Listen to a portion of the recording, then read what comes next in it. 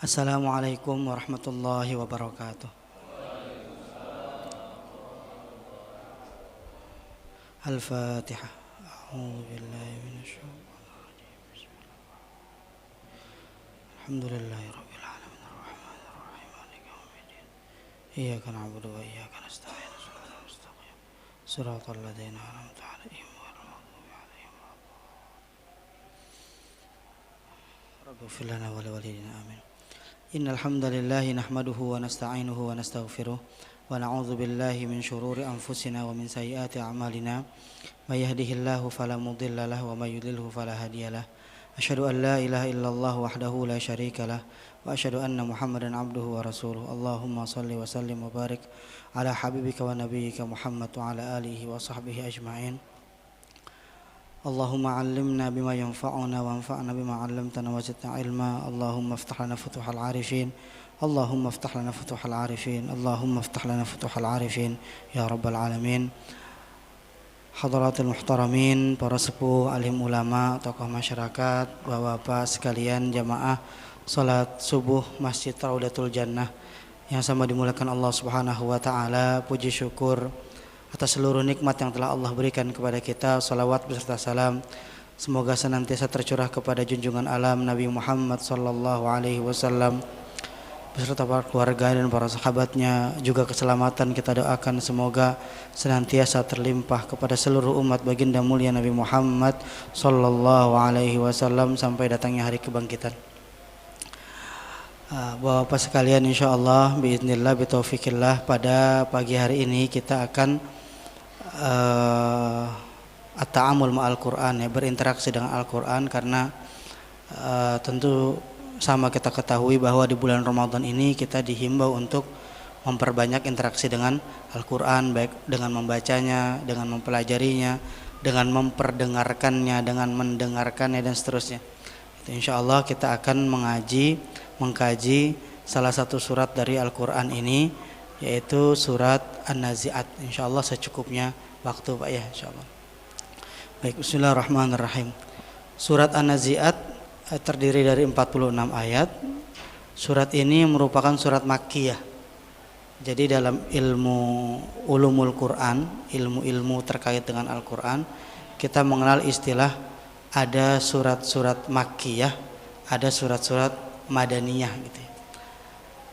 Ini kaitannya dengan kapan dan di mana turunnya ayat ini.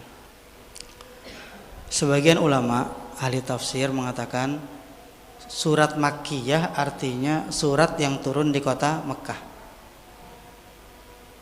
Surat Madaniyah berarti surat yang turun di Madinah. Tapi sebagian ulama lain mengatakan tidak demikian. Karena Rasulullah SAW dalam perjalanan hidupnya bukan hanya di dua kota itu, pernah juga ke kota lain, ke Taif. Pernah juga Rasulullah SAW. Jadi Rasulullah SAW itu bukan hanya di Mekah terus ke Madinah terus wafat, tidak. Rasulullah pernah di Mekah, kemudian hijrah ke Madinah, kemudian kembali ke Mekah, Fathu Makkah, kemudian pulang lagi ke Madinah.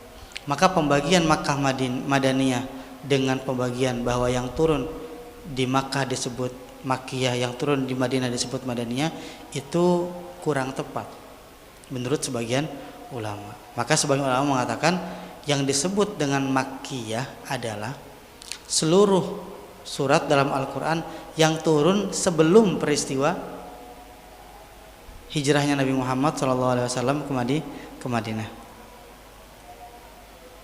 Disebut surat Madaniyah adalah semua surat yang turun setelah hijrahnya Nabi ke Madinah. Jadi walaupun turunnya itu di Makkah, tapi setelah peristiwa hijrah, ya berarti itu masuknya Madaniyah. Ya, wallahu a'lam. Itu yang disampaikan oleh para ulama, ya. Surat ini adalah surat Makkiyah, turun di kota Makkah sebelum peristiwa hijrah. Ciri dari surat Makkiyah itu pertama, ayatnya pendek-pendek. Kalau ketemu Al-Quran, surat dalam Al-Quran, ayatnya kok pendek-pendek, tegas, lugas, tuntas, to the point gitu ya. Itu ciri-ciri makiyah. Satu. Yang kedua, dia banyak berbicara tentang keimanan. Banyak berbicara tentang ajakan untuk menggunakan akal pikiran agar sampai kepada keimanan. Banyak berbicara tentang ajakan untuk menilik ulang sejarah-sejarah yang lalu agar sampai kepada keimanan. Pokoknya ruang lingkupnya keimanan.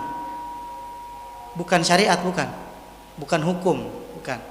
Tapi keimanan. Karena memang targetnya itu orang-orang yang belum beriman. Orang-orang yang diharapkan kemudian beriman. Nanti ketika orang-orang ini sudah beriman, barulah masuk surat-surat Madaniyah yang di sana berbicara tentang sholat, berbicara tentang zakat. Bagaimana mungkin orang diajak untuk sholat, diajak untuk zakat, padahal belum beriman. Nah, sedangkan ketergerakan hati untuk sholat, untuk zakat itu dari keimanan. Jadi yang pertama, tumbuhkan dulu keimanannya. Nah, maka jika kita berbicara tentang meningkatkan iman dan takwa di bulan suci Ramadan ini, ada baiknya kita perbanyak mengaji surat-surat makkiyah ini. Ya.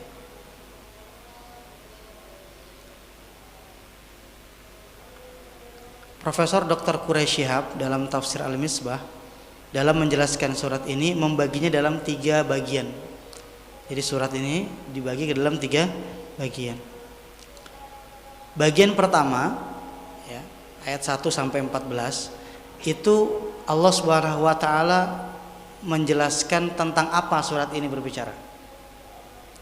Ya, tentang suatu perkara yang begitu penting, begitu genting, tapi ditentang dan dikufuri oleh orang-orang kafir.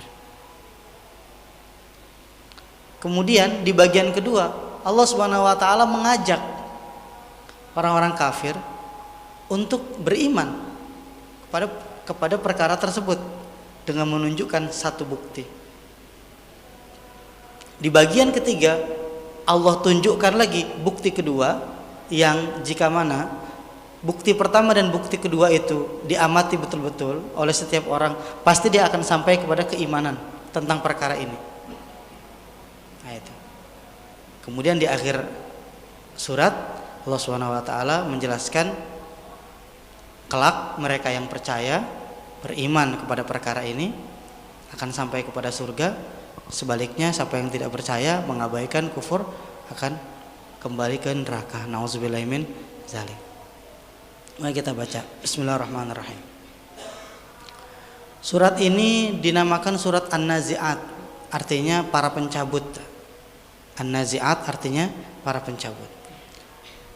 Dinamakan surat An-Nazi'at karena terambil dari ayat pertama, wan nazi'ati gharqa. Sebagian ulama menyebutnya dengan surat At-Tammah. Terambil dari salah satu ayat dalam surat ini juga. Tammatul kubra. Tammah artinya malapetaka besar, yaitu kiamat. Jadi surat ini berbicara tentang kiamat. Bukan hanya kiamat besar, tapi juga kiamat kecil. Kiamat kecil, kiamat artinya kebinasaan. Kiamat kecil artinya kebinasaan kita masing-masing. Seseorang menemui ajalnya, berarti dia menemui kiamatnya. Dia sampai pada hari kiamatnya. Kiamat besar adalah hancurnya alam semesta dalam waktu bersamaan. Nah, surat ini berbicara tentang hari kiamat tersebut dan apa yang akan terjadi setelahnya. Yaumul Ba'ats, hari kebangkitan. Inilah yang ditentang oleh orang-orang kafir. Bismillahirrahmanirrahim. Wan nazi'ati gharqa. Wa di sini artinya Allah bersumpah ya. Wawul qasam. Demi para pencabut. Gharqa yang mencabut dengan kasar, dengan paksa dari akar-akarnya. Gharqa itu dari kata gharik, tenggelam ke dalam. Jadi mencabut dari dalam, dari akar-akarnya. Dengan kasar, dengan paksa.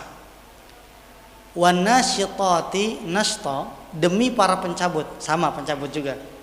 Tapi mencabutnya nashta, dengan lemah lembut. Dengan penuh kehati-hatian. Jadi an-nazi'at dan an-nasyitat itu sama ya. Artinya pencabut. Cuman cara mencabutnya beda. Yang pertama dengan kasar, dengan paksa. Naz'ah itu paksa, mencabut dengan paksa.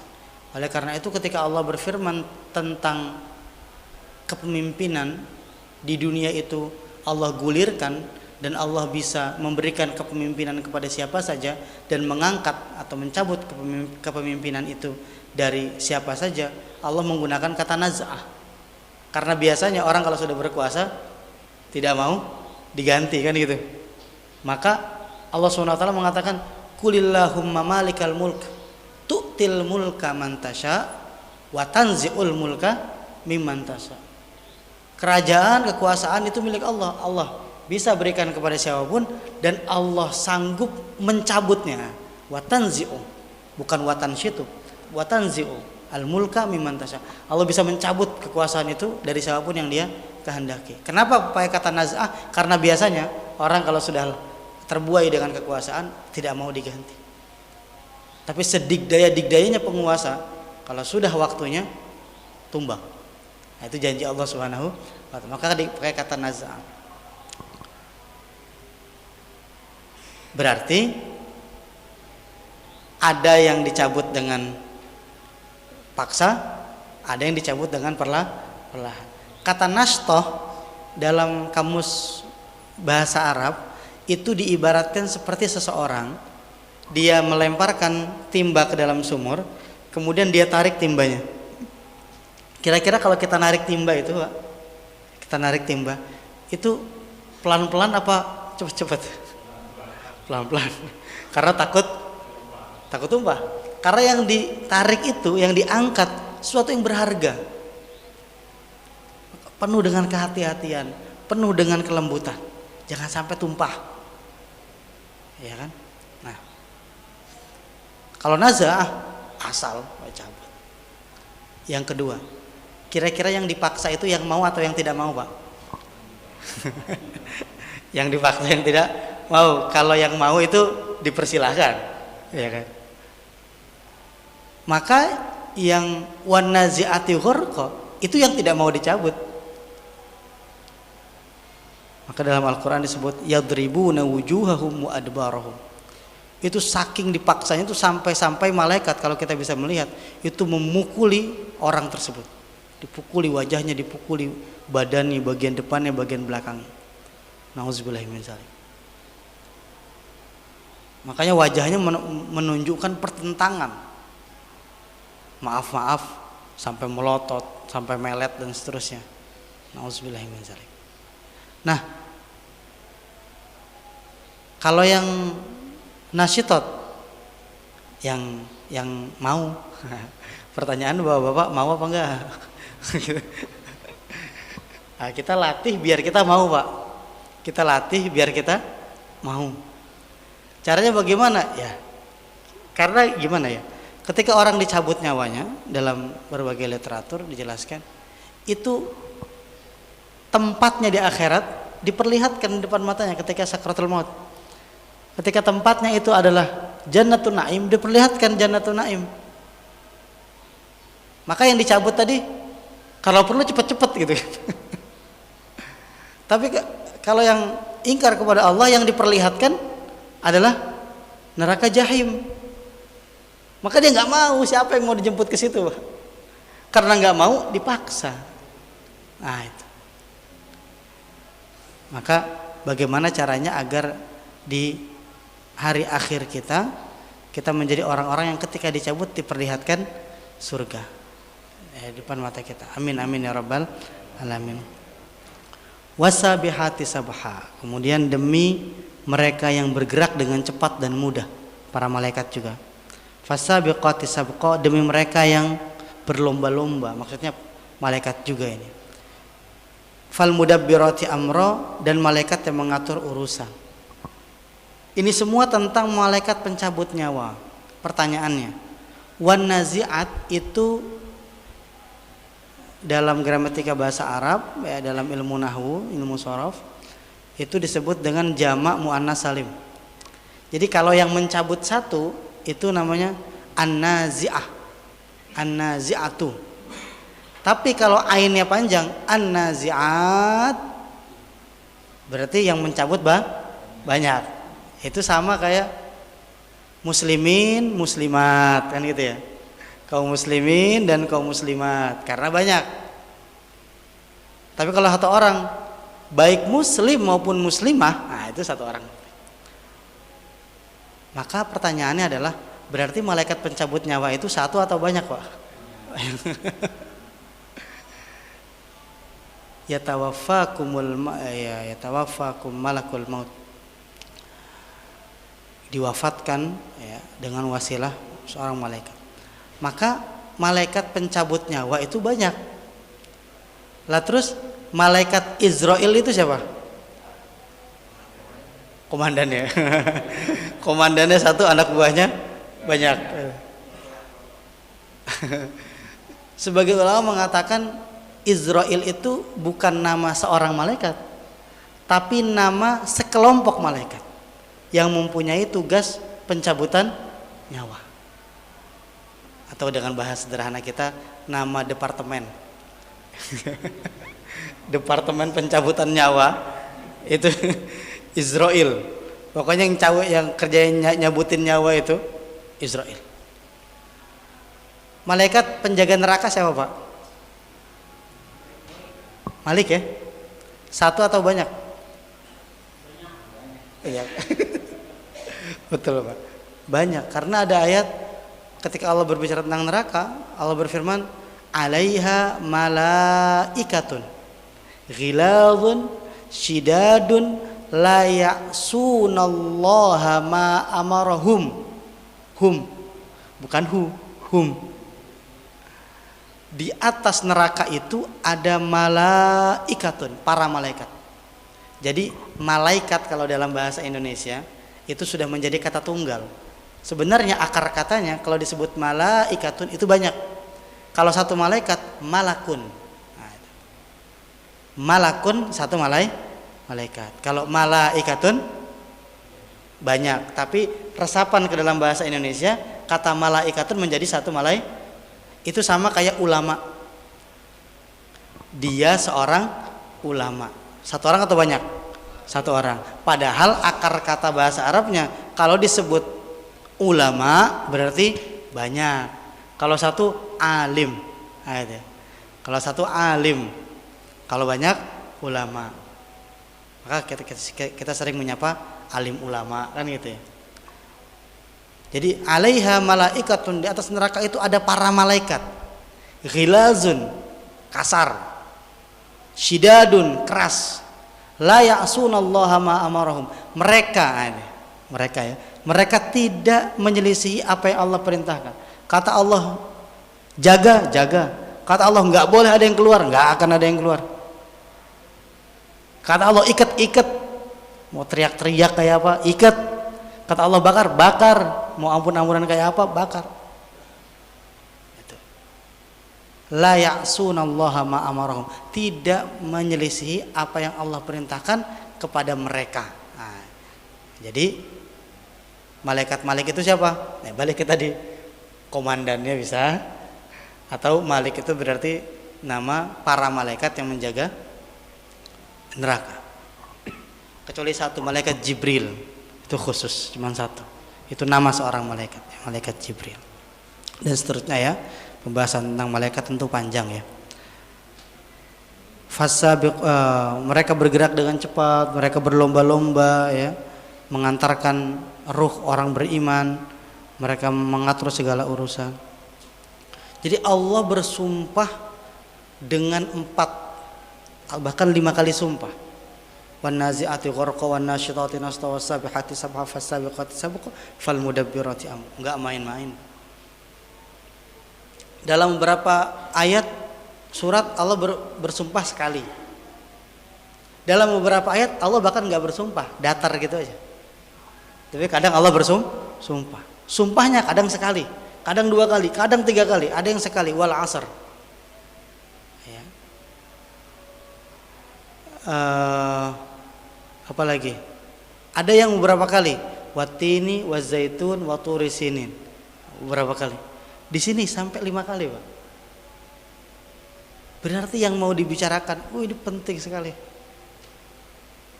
Kita kalau menyampaikan sesuatu, terus yang kita ajak bicara kurang perhatian, kurang percaya, biasanya kita pakai apa? Sumpah, Pak ya. Demi Allah, nah, gitu. Kita sumpah. Maksudnya apa? Kita sumpah itu. Dengan sumpah itu kita minta perhatian orang yang kita ajak bicara, dan kita berharap dengan sumpah itu yakin. Masa saya bohong sih? Saya udah sumpah loh. Nah, kan gitu, Pak. Walaupun sekarang banyak yang udah sumpah tetap melanggar. Pakai Al-Quran lagi sumpahnya, Masya Allah. Nah, jadi ketika Allah bersumpah sudah sampai 5 kali, berarti Allah ingin perhatian kita, maka kita perhatikan.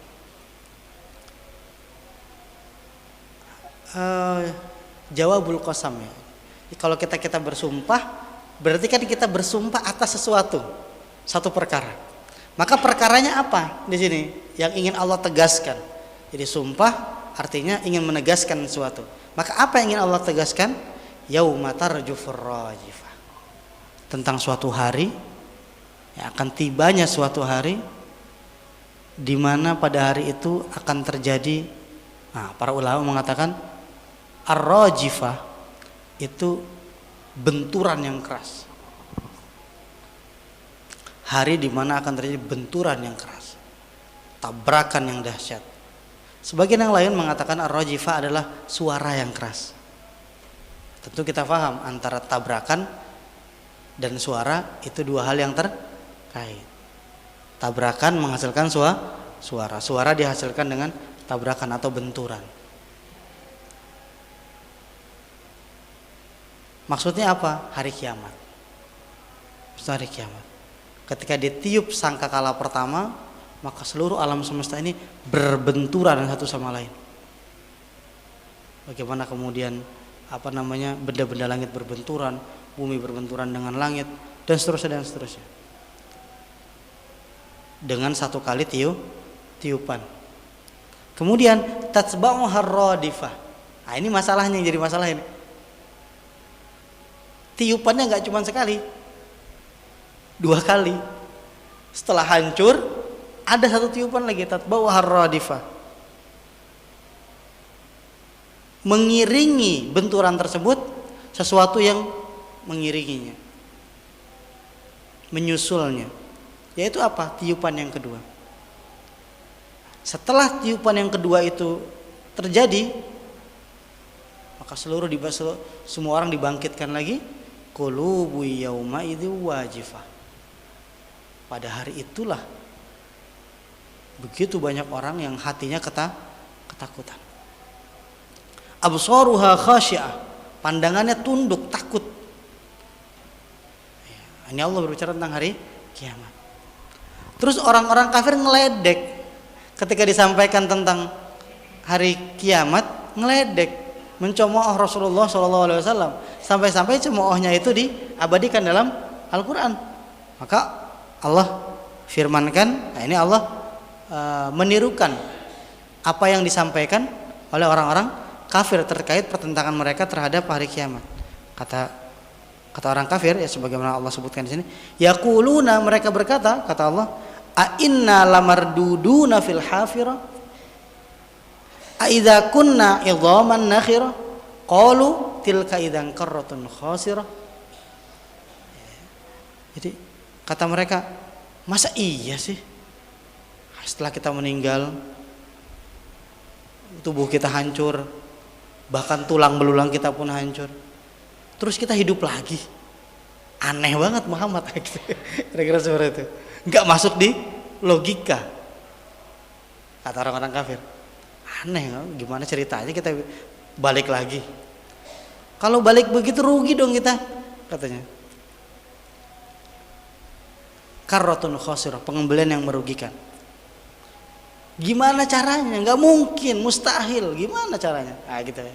Nggak logis ya. Kemudian kata Allah, fa innama hiya zajratu wahidah. Padahal yang dibilang mereka susah itu bagi Allah mudah. Cukup dengan satu kali tiupan. Cukup dengan satu kali tiupan langsung bangkit semuanya. Fa idzahum bisahirah. Dengan tiupan itu kemudian kita berada di as-sahirah. Sahar itu apa? Begadang. Begadang itu apa? Nggak bisa tidur. Nggak bisa tidur kenapa? Karena pikiran penuh. Jadi as-sahirah adalah tempat di mana orang tidak bisa memejamkan matanya, tidak bisa mengistirahatkan pikirannya karena penuh. Penuh apa? Penuh dengan kekhawatiran bagaimana nasib saya.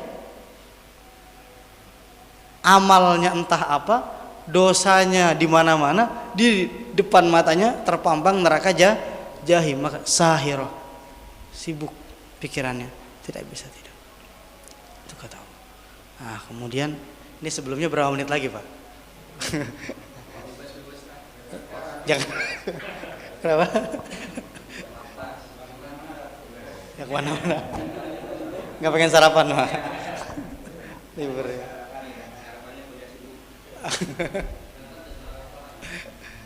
Ya nanti diingetin aja Pak ya. Kalau kira-kira. Jangan dong Pak. Tidur beneran itu. Nah, ini kita percepat saja. Itu bagian pertama. Nah, itu tadi bagian pertama. Allah ceritakan tentang hari kiamat, kemudian ada pertentangan dari orang-orang kafir. Kemudian ini Allah tunjukkan bukti yang pertama bahwasanya kiamat itu pasti akan terjadi. Yang pertama, hal ataka haditsu Musa idnadahu rabbuhu bil wadil muqaddasi tuwa idhab ila fir'auna innahu tagha faqul hal laka ila anta zakka wa ahdiyaka ila rabbika fatakhsha fa'arahul ayatal kubra fakazzaba wa asa thumma adbara yas'a fahasyara fanada faqala ana rabbukumul a'la fa akhadahu Allahu nakalal akhirata wal ula. Jadi kata Allah, bukankah telah sampai kepadamu wahai Muhammad, dan sampaikan ini kepada orang-orang kafir terkait tentang kisah Nabi Musa ketika Allah SWT memanggilnya di sebuah lembah yang suci.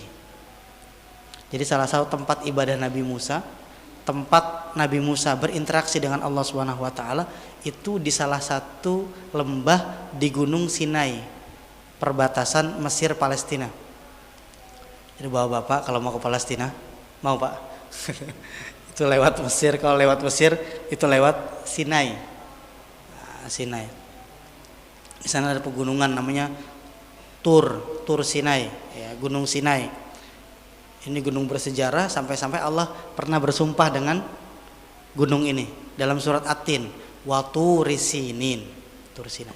Nah, di Gunung Sinai ada lembah namanya lembah Tua. Cara bacanya dua, bisa tua, bisa tuan, pakai tanwin. Di lembah itulah kemudian Allah Subhanahu wa taala memanggil Nabi Musa alaihi salam. Kata Allah, idhab ila fir'auna innahu tagha. Pergi ke Fir'aun, sungguhnya dia telah melampaui batas. Fir'aun itu bukan nama orang ya Pak. Fir'aun itu nama raja, maksudnya sebutan untuk penguasa di Mesir. Kalau di kita kan raja ya dulu, atau dalam beberapa literatur sultan gitu ya, khalifah, atau kalau sekarang presiden gitu ya, atau apalah gitu ya. Nah untuk raja-raja Mesir, pemimpin Mesir disebut Fir'aun. Namanya bukan Fir'aun ya, tapi sebutannya Fir'aun. Jadi Fir'aun itu banyak. Ada yang beriman, ada yang kafir. Gitu. Ada yang beriman, ada Fir'aun yang ketemu sama Nabi Yusuf, ya kan? Itu kan baik itu. Yang nggak baik yang ketemu sama Nabi Musa ini, nah, itu sama-sama Fir'aun. Ya, cuman beda, ya, orangnya berbeda. Gitu ya. Pergilah kepada Fir'aun, sungguh dia telah melampaui batas. Melampaui batas, zalim luar biasa, menindas rakyatnya. Fakul, katakanlah, hallaka ila antazakka, maukah kamu mensucikan diri dari kesesatan-kesesatan tersebut. Wa ahdiyaka ila rabbika fatakhsha, akan aku tunjukkan kepadamu ya, jalan menuju Tuhanmu agar kamu takut. Nah, gitu. Maksudnya Nabi Musa diperintahkan Allah Subhanahu wa taala untuk memberikan petunjuk kepada Fir'aun, memberikan hidayah, wa ahdiyaka. Ya. Dari kata hidayah, memberikan hidayah. Bisa Pak, seseorang memberikan hidayah? Bisa. Karena hidayah ada dua. Satu hidayah penjelasan yang disebut dengan hidayah irsyad wal bayan. Satu lagi hidayah taufik wal ilham, itu hanya dari Allah Subhanahu wa taala. Jadi para nabi dan seluruh penerus-penerusnya, guru-guru kita, masyayikhuna, termasuk kita, memberikan hidayah kepada keluarga kita, anak istri kita, bisa, tapi hanya hidayah dalam bentuk penjelasan. Yang mendengar apakah akan mengikuti apa yang kita terangkan atau tidak, itu kembali bagaimana orang tadi layak untuk mendapatkan ketergerakan hati dari Allah Subhanahu wa taala. Fa'arahul ayatul kubra, bukan hanya diajak tapi ditunjukkan ayat-ayat yang besar. Jadi ayat itu artinya alamat, Pak. Ayat itu artinya alamat, tanda.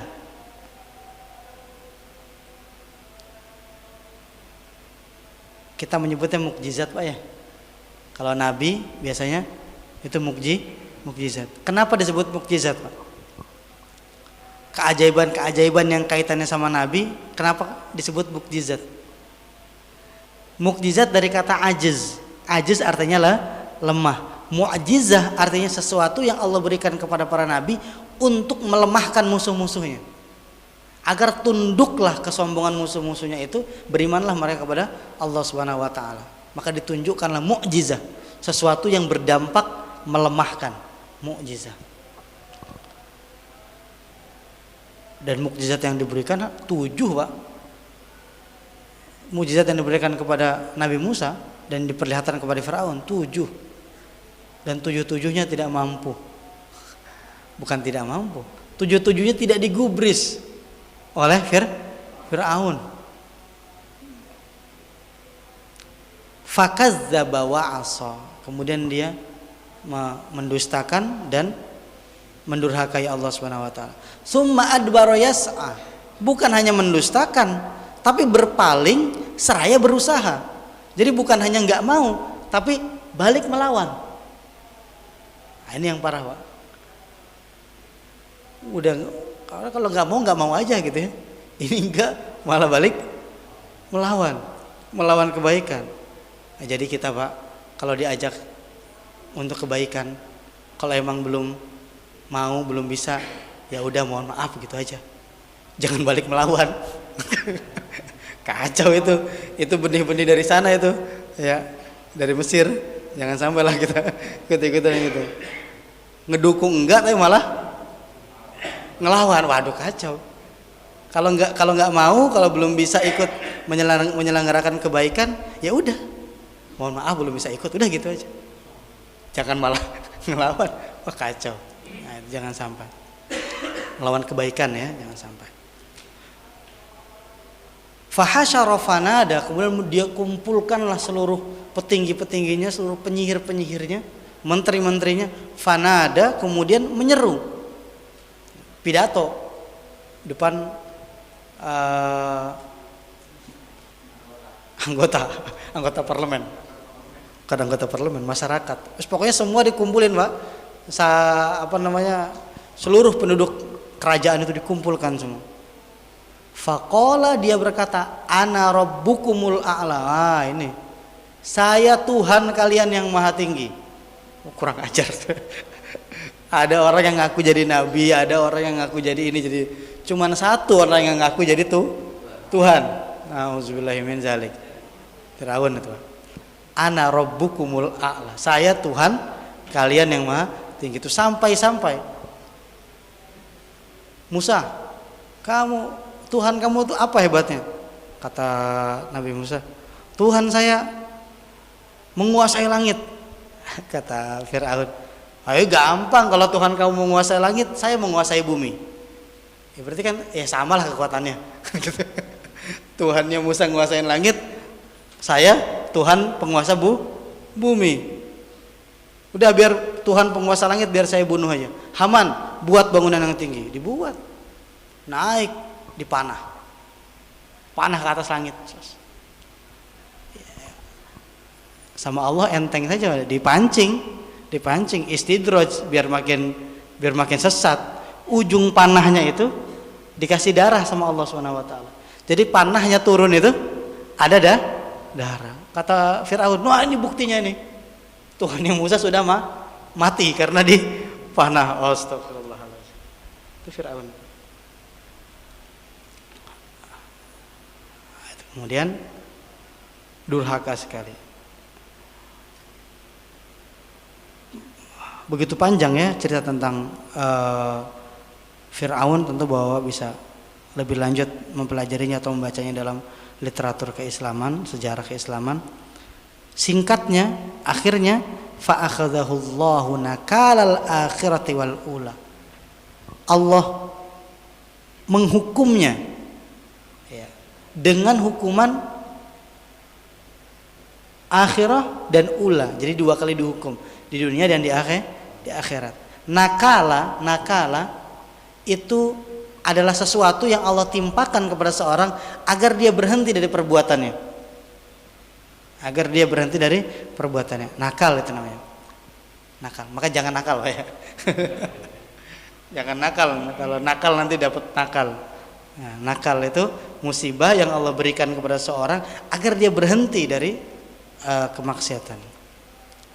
Inna fi dzalika la'ibratan liman yakhsha. Dalam peristiwa tersebut ada ibroh, ada pelajaran bagi orang yang takut. Nah, ini bagian kedua, bukti pertama, bahwasannya seluruh orang sedigdaya apapun pasti mati. Itu pertama ya. Pasti mati.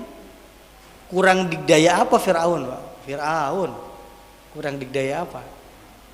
Mati.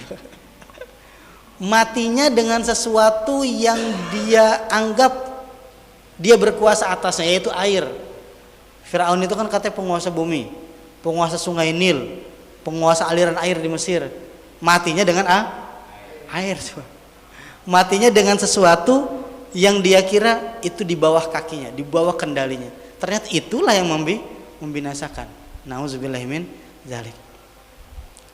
Itu pertama, bukti pertama bahwa semua orang pasti mati. Sekarang bukti yang kedua, bahwa orang itu ketika mati dibangkitkan lagi. Nah, ini yang kedua. Kata Allah, "A'antum asyaddu khalqan amis sama'u banaha." Nah, ini Allah ngajak kita berpikir. Benar kalau dipikir-pikir, kan tadi kan kalau kata orang-orang kafir di awal, yaquluna inna lamarduduna fil hafirah, itu kan. Gimana logikanya, gimana Muhammad itu? Masa kita mati terus dibangkitkan lagi? Gimana ceritanya? Wong orang tua nggak bisa muda lagi. Emang kita bisa balik jadi bocah kecil lagi? Kan nggak bisa. Gimana mati terus bangkit lagi? Nggak masuk logika. Seakan-akan Allah bilang, oke, kalau mau logika, ayo main logika yuk. Nah, gitu kira-kira. Maka Allah ajak kita berpikir, "A'antum asyaddu khalqan amis sama'u banaha." Kalau dipikir-pikir, lebih susah mana sih? Lebih susah mana? Allah menciptakan manusia yang kecil-kecil, kayak kita ini kecil-kecil ya. Atau langit? Lebih susah mana Allah menciptakan manusia atau langit? Allah mengajak kita berpikir tentang awal penciptaan alam semesta. Langit yang telah Allah bangun, rafa'a samkaha fasawwaha. Jadi pertama Allah menciptakan bumi, Pak. Kemudian Allah menciptakan langit. Kemudian Allah berikan jarak antara bumi dan langit. Jadi langit diangkat. Rafa'a samkaha. Allah angkat samkanya bumi. Fasawwaha, Allah selaraskan. Samka itu, Pak, artinya atap. Ini masjid ini ya, lantai itu samka, itu samka. Samkanya bocor. Besok kalau ngomong gitu, Pak, samkanya bocor. atap itu. Kehujanan, sama kayak kehujanan. Itu arti pertama. Arti kedua, samka itu artinya jarak antara sesuatu dengan atapnya. Jadi arti pertama atap, arti kedua jarak sesuatu dengan atapnya. Jadi rafa'a samkaha maksudnya apa? Allah Subhanahu wa taala mengangkat atapnya bumi ini, yaitulah langit. Dan Allah jadikan jarak antara bumi dengan langit itu jarak yang begitu presisi, tepat. Langit dan seluruh benda-benda langit, matahari, bulan, bintang, planet dan seterusnya, termasuk meteor-meteor itu. Fasawwaha, kemudian Allah selaraskan, dibuat selaras, Pak. Bayangkan kalau matahari itu lebih dekat ke bumi dikit aja, Pak. Maka gosong semua, kering semua, air-air itu langsung habis, punah kita. Atau ketika Allah mengatur matahari kejauhan dikit, beku. Atau ketika Allah Subhanahu wa taala ambil jarak antara bumi ya, sama kemungkinan meteor jatuh terlalu dekat. Apa yang terjadi, Pak? Ya, para ilmuwan astronomi mengatakan benda-benda langit itu jatuh hari per hari, jam per jam, terus berjatuhan. Tapi karena jaraknya begitu jauh, kemudian ada atmosfer segala macam, maka dia mengecil. Sebelum masuk ke bumi hancur. Kalaupun ada yang lolos, gol paling dikit lah. Itu kan biar rame aja kan, biar berita di mana-mana gitu kan. Dampaknya juga nggak serem-serem banget. Tapi coba kalau kedeketan, kayak apa itu? Maka Allah mengatakan rafa'a samkaha fasawwaha. Allah selaraskan tepat persis bagaimana bumi itu mengelilingi matahari dengan begitu presisinya. Coba kalau kecepatan atau kelambatan, karena presisi jadilah 1 tahun, jadilah 1 bulan, jadi ada hitungan siang malam. Nah itu karena perputaran matahari sama bulan setiap hari, Pak, nggak pernah absen, terus muter. Coba matahari bilang capek mager gitu, absen dulu, bagaimana ceritanya itu? Ini muter terus, maka ada kepastian waktu, maka ada siang malam. Maka Allah katakan selanjutnya wa aghtasha lailaha wa akhraja duhaha. Dia menjadikan malamnya gelap gulita dan menjadikan siangnya terang benderang. Jadi keserasian seluruh alam semesta ini kemudian menghadirkan siang dan malam. Wal ardo ba'da dzalika dahaha, kemudian Allah bentangkan bumi ini. Akhraja minha ma'aha wa mar'aha. Allah munculkan air. Ya. Allah munculkan air dan tempat pengembalaan, rumput-rumput segala macam. Coba tanya ilmuwan, Pak. Air itu terbuat dari apa? Paling ujung-ujungnya H2O ya. H2O, H tambah 2O. Pertanyaannya, H-nya itu terbuat dari apa? 2O-nya terbuat dari apa? Mentok. Enggak ada ilmuwan satupun di atas muka bumi mencari tahu dari mana itu dibuat. Misalkan teh terbuat dari apa? Gampang. Teh, air, gula, diaduk, segeran dikit kasih es batu, ya kan? Seger, tenang Pak, masih berapa jam? Salah dibicara es teh pagi-pagi. Mulai. Kalau kita tanya tehnya dari mana? Tehnya dari tumbuhan, ini segala, dari pucuk gitu ya, teh pucuk, iklan itu. Sponsor taruh di sini. Airnya dicari. Kalau sampai pada entitas terkecil, hanya dari mana? Mentok. Udah nggak ada lain selain Allah yang menciptakan. Maka air itu Allah yang menciptakan. Wal jibala arsaha, kemudian dibuatlah gunung-gunung sebagai paku. Nggak usah goyang, Pak, batuk aja, Pak. Gunungnya batuk aja, itu nggak usah banyak-banyak, 1 aja, geger, Pak, rame. Wallahu akbar. Batuk kalau bersihin doang, ingusnya keluar dikit doang, set gitu. Lahar maksudnya, set. Padahal gunung yang meletus itu, yang tadi batuk itu hanya menjalankan perintah Allah. Yaitu apa? Mengeluarkan rizki dari dalam tubuhnya untuk diberikan kepada manusia. Berupa apa? Berupa pasir. Ya kalau nggak ada begitu gimana kita bangun masjid? Cuman salahnya manusia kenapa tinggalnya deket-deket? Gimana? Gitu kan? Habis itu yang tinggalnya deket-deket bilang, lah bagaimana kok kalau kita tinggalnya menjauh dari puncak gunung, biayanya mahal. Jadi jangan salahkan kita, salahkan yang tidak adil di bawah. Nah, repot juga kan? Nah, maka Allah mengatakan zaharul fasadu fil barri wal bahri bima kasabat aydin nas. Kehancuran di atas muka bumi ini, di darat maupun di laut, itu bukan salah lautnya, bukan salah gunungnya, salah manusia sendiri. Saya suruh deket-deket gitu. Udah tahu gunung meletus terus itu, deket-deket kata. Tahu banjir tetap aja. Tapi kalau dibilang ya kalau nyari tempat yang nggak banjir mahal, bisanya di sini. Terus kalau dicari, akhirnya kembali kepada oh ya salah kita sendiri. Bagaimana kita membuat saluran air, bagaimana kita tidak tertib dalam membuang sampah segala macam, itu salah kita sendiri. Allah jadikan pasak itu gunung, Allah jadikan air rerumputan segala macam mata alakum walian amikum sebagai makanan bagi kalian, yaitu manusia kita. Nah, ini perhatikan Pak. Ini ujung dari bagian kedua. Langit manusia. Kan tadi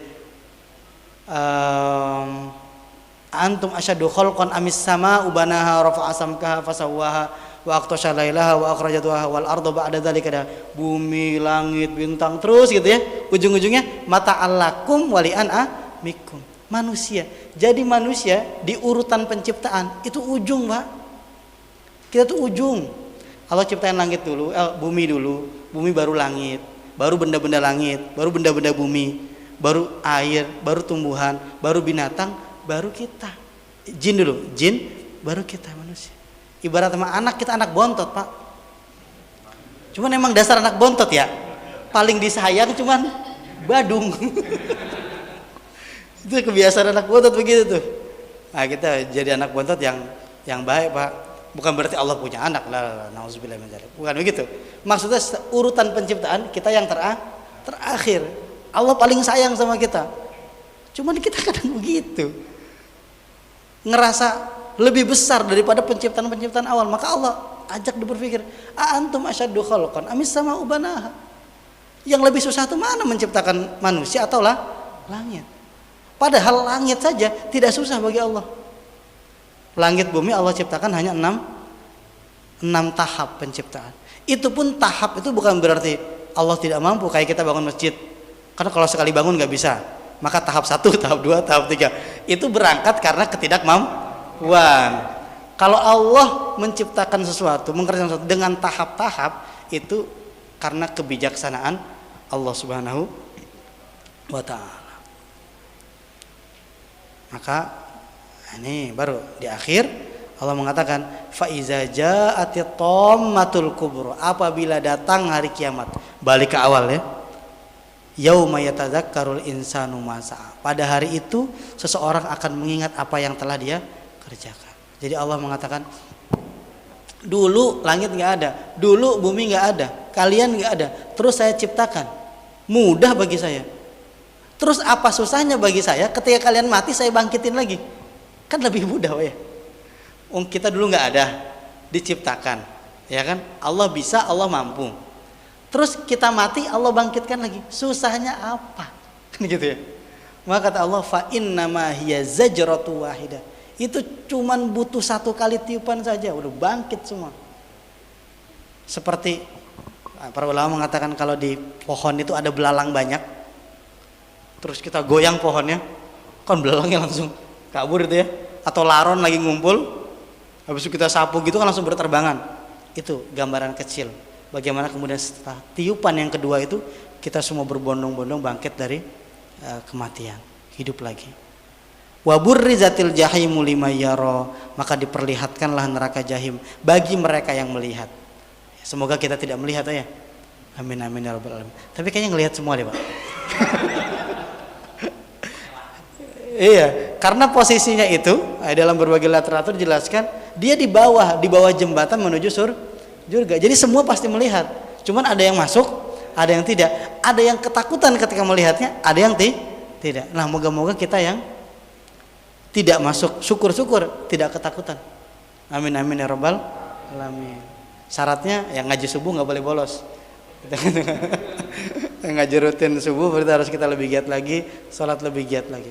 Karena semuanya pasti ngelihat Pak. Dalam surat At-Takasur Allah berfirman, kalla saufa ta'lamun, summa kalla saufa ta'lamun, kalla law ta'lamuna ilmal yaqin, latarawunnal jahim, summa latarawunnaha ainal yakin. Semua akan melihat. Maka kata Allah, fa amma man tagha, siapa saja yang melampaui batas, wa asarul hayatad dunya, lebih mengutamakan kehidupan dunia, fa innal jahima hiyal ma'wa, maka neraka jahim adalah tempat kembalinya. Wa amma man khafa maqama rabbih, siapa yang takut akan kedudukan Tuhannya, siapa yang takut akan kebesaran Tuhannya, wa nahan nafsa 'anil hawa, maka dia menahan hawa nafsunya dari hal-hal yang buruk, fa innal jannata hiyal ma'wa, maka surga adalah tempat kembalinya. Yas'alunaka 'anis saati ayyana mursaha. Orang-orang kafir itu sukanya bertanya kepada Nabi Muhammad dengan meledek, nanya tentang kapan terjadinya hari kiamat. Muhammad, emang benar kiamat bakal terjadi? Kapan emang kalau tahu? Tahun berapa? Bulan apa? Emang nanya ngeledek itu emang kebiasaan orang-orang kafir, Pak. Nah, kita jangan ikut-ikutan dah kalau begitu. Nah, kita nanya ke Ustadz, bicara kiamat mulu, emang tahu kapan? Nah, jangan begitu. Kata Allah apa? Fima anta min zikroha. Kamu itu memang tidak saya beritahu tentang hal tersebut. Jadi Nabi Muhammad emang nggak dikasih bocoran Pak terkait waktunya. Ila rabbika muntahaha. Terkait waktu kiamat itu kembali kepada Allah SWT. Allah rahasiakan. Maka kita nggak perlu cari-cari tahu Pak. Ya, diteliti tahun berapa 2012 meleset ya kan.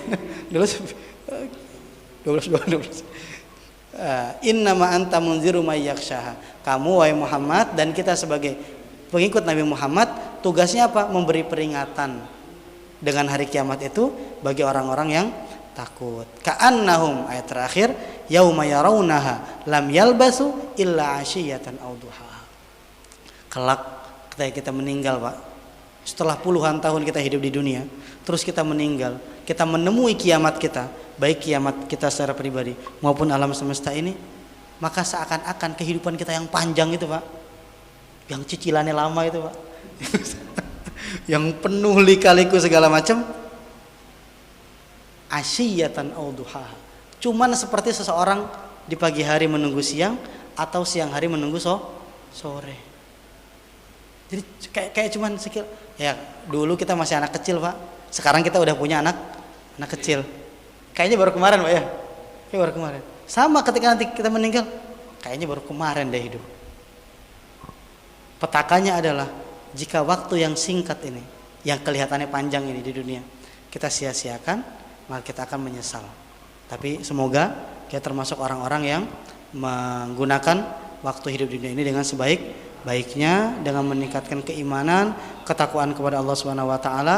Masih ada sisa 5 hari di bulan Ramadan, mari kita perbanyak lagi, perkuat lagi ibadah kita, sholat malam kita, tadarus kita dan seterusnya. Semoga lepas bulan Ramadan kita tetap ya terus menjadi pribadi yang lebih baik sehingga kita termasuk orang-orang fa innal jannata hiyal ma'wa, surga tempat kembali kita. Amin amin ya rabbal alamin.